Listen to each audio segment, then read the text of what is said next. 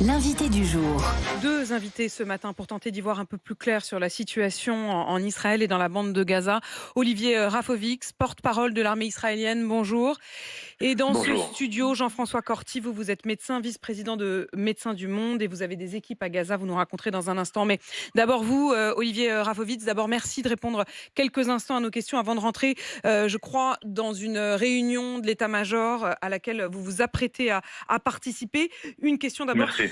sur la centaine d'otages qui sont toujours aux mains du Hamas.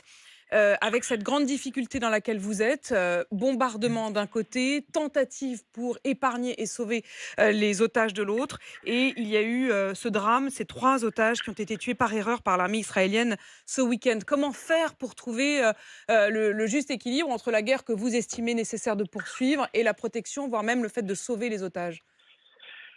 Écoutez, on a toujours deux priorités. Je ne vous entends plus, Olivier Rafovitz. J'ai entendu simplement le début de votre phrase. Est-ce que vous êtes toujours avec nous? Toujours 2 priorités, disiez-vous. On va essayer de revenir vers vous dans un instant, mais précisément la situation sur place à Gaza. La ministre des Affaires étrangères, française était sur place hier et elle a appelé de toute urgence à une trêve et à une trêve immédiate et de longue durée. Jean-François Corti, Médecins du Monde, a des équipes sur place. Comment vivent-elles aujourd'hui et quelle est la situation? On avait 19 personnes sur place. Un médecin est mort il y a 3 semaines avec toute sa famille et on a réussi à faire sortir, 2 personnes. Aujourd'hui, les 16 qui restent, elles, vivent dans des conditions déplorables. La grande majorité sont dans le sud, entre Rafah et Khan Younes. Elles cherchent à manger, elles cherchent à boire, elles dorment sous des bâches en plastique et nous avons 2 personnes qui sont bloquées dans le nord. Donc leurs conditions de vie, elles sont, extrêmement difficiles dans un contexte où, ils ne trouvent, pas d'aide, qui est sous-proportionnée par rapport aux besoins. Vous le savez, il y a une forte concentration de population, c'est près d'1,5 million de personnes qui ont été déplacées sur 2 millions. Donc la situation humanitaire, elle est catastrophique et cela est corroboré par des chiffres épidémiologiques qui sont parlants, c'est le retour des épidémies. Attendez, j'attends un instant. Ce qui m'intéresse quand même, c'est que là, je voudrais repréciser aux gens qui nous écoutent, vous parlez de vos équipes dont on pouvait espérer qu'elles auraient un sort au minimum, avec un accès à l'aide, mais au fond, elles ont exactement le même sort, la même vie que les habitants de Gaza. Elles n'ont pas à manger comme les habitants de Gaza, elles cherchent à se soigner comme les habitants de Gaza. La plupart, de nos équipes, ils sont formés à l'urgence, ils sont censés, travailler dans les hôpitaux, dans des centres de santé. La plupart des hôpitaux ont été détruits, sont plus fonctionnels. Beaucoup de centres de santé ont été détruits. Des écoles où logent des familles, sont aussi, bombardées et vous avez, près de 20 000 morts.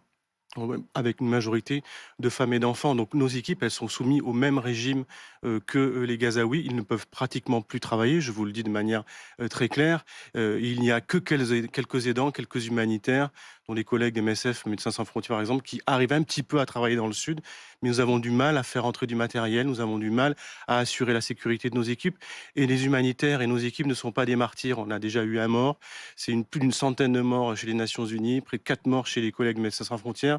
On ne peut pas travailler dans ces conditions. Et je le disais parce que c'est une information importante, ils sont aussi soumis à des épidémies de la grande précarité, hépatite A, épidémie d'infections digestives, parce qu'on a des difficultés à avoir accès à de l'eau, à de la nourriture. Ma collaboratrice qui vient d'avoir un bébé il y a 3 semaines qui est sur place, son bébé il tousse à cause des bombardements de proximité, de la fumée.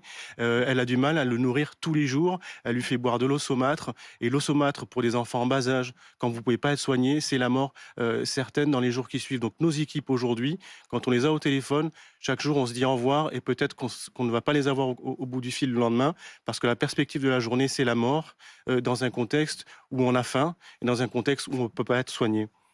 Vous le disiez, leur, quotidien, il est, effectivement, un quotidien d'enfer. Quand vous dites: «C'est la mort, le lendemain», il n'y a plus d'hôpitaux véritablement, c'est-à-dire qu'on ne peut plus apporter de soins.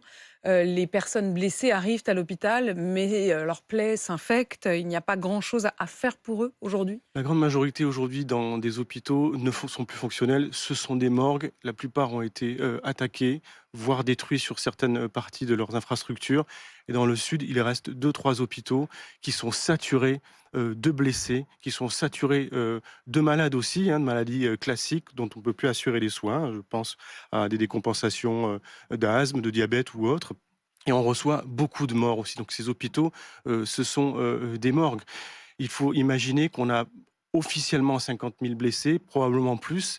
Et qu'est-ce que c'est ces blessés? C'est beaucoup d'enfants qui ont des brûlures, qui ont des membres écrasés, qui ont des infections parce que depuis 2 mois que les bombardements sont indiscriminés et massifs, vous avez des infections qui sont importantes, qu'on ne peut plus traiter avec des antibiotiques qui ne rentrent pas. Donc aujourd'hui, il faut le savoir, la situation elle est catastrophique et nous demandons, et c'est une journée de mobilisation mondiale dans plus de 80 pays, 90 pays, des associations, des États demandent un cessez-le-feu. Et pourquoi un cessez-le-feu? C'est pas un point de vue idéologique, c'est un point de vue d'opérationnel pour dire l'aide elle est présente, massivement prépositionnée en Égypte, elle peut rentrer aujourd'hui par Kerem Shalom en Israël et par Rafah, mais les conditions de sécurité ne sont pas requises. On ne veut plus avoir d'aidants, de soignants et d'humanitaires qui meurent sous les bombes. Donc il faut un cessez-le-feu pour que cette aide elle soit proportionnée, Et ce qui n'est pas le cas aujourd'hui. c'est effectivement très important ce que vous dites aujourd'hui, c'est-à-dire que vous avez le point de vue du soignant qui doivent pouvoir faire son métier, dont les équipes doivent pouvoir faire leur métier. Vous précisiez que l'aide, elle est là, c'est-à-dire que les stocks de médicaments, d'aide, de nourriture sont au bord de la bande de Gaza. Il n'y avait jusqu'à présent qu'un seul point de passage, c'est le point de passage par Rafah. Il y a un deuxième point de passage qui vient d'être ouvert, qui est donc à Kerem Shalom, comme vous disiez, dans le sud de la bande de Gaza, mais côté Israël. Il a été ouvert hier pour que des camions d'aide puissent passer. Est-ce que vous savez où est-ce qu'on en est? Est-ce que cette aide commence à rentrer dans la bande de Gaza? L'aide, elle rentre de manière non proportionnée. C'est quelques dizaines de camions qui rentrent chaque jour et qui ne touchent que le sud de la bande de Gaza.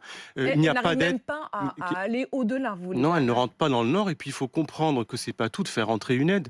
Il y a un défi logistique à la distribuer. Il faut trouver des endroits pour la stocker. Médecins du Monde, on a fait rentrer un kit médical pour pouvoir soigner près de 20 000 patients sur 3 mois. C'était au moment de la trêve. On ne sait pas où il est, ce matériel. Parce que les Ça équipes veut n'ont dire pas quoi, pu on ne se... sait pas où il est? Mais Vous parce savez qu'on est qu'il est rentré? il est rentré, mais on était en train de s'organiser. Les équipes étaient en train de reprendre un peu souffle, hein. Je vous ai expliqué qu'elles vivaient dans des Bien conditions sûr. difficiles.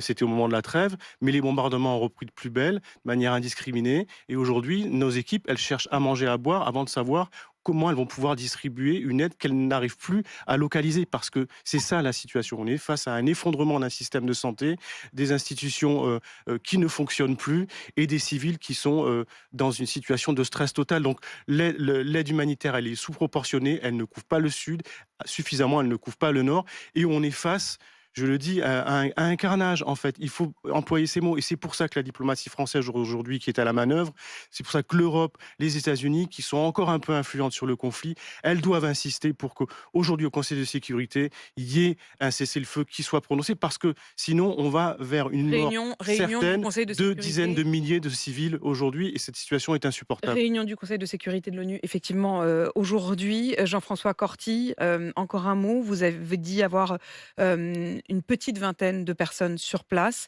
Il y en a 2 au moment où on se parle dont vous n'avez toujours pas de nouvelles? On a du mal à les avoir au quotidien. On sait qu'il y a 2 personnes qui sont bloquées dans le nord. On n'a pas eu de nouvelles pendant 3 jours. Hier, on a pu les contacter à nouveau, mais chaque fois, c'est la même situation où on se dit au revoir en se disant que peut-être demain, on n'aura pas de Vous nouvelles. demandez Donc leur évacuation? on a 2 priorités aujourd'hui, c'est faire en sorte qu'il y ait un cessez-le-feu pour faire rentrer de l'aide, parce que vous avez des milliers de civils qui sont soumis à des bombardements indiscriminés, un blocus quasi total qui empêche un accès aux soins, à l'eau et à la nourriture. Donc on est dans une forme d'action militaire totalement disproportionnée et avec une forme de punition collective. Donc on demande un cessez-le-feu et évidemment on demande à pouvoir faire rentrer de l'aide et si possible à faire sortir les équipes qui le souhaitent, parce que leur seule perspective, je le redis, au quotidien, c'est la mort, et cela est insupportable pour nous. Merci d'avoir pris le temps de venir dans ce Merci. studio, d'écrire cette situation terrible. Jean-François Corti, je rappelle que vous êtes vous-même médecin, vice-président de Médecins du Monde. Olivier Rafovitz, le porte-parole de l'armée israélienne, était avec nous. La liaison a coupé. Il s'apprêtait de toute façon à rentrer dans une réunion de l'état-major. On essaiera de le joindre peut-être plus tard aujourd'hui ou demain.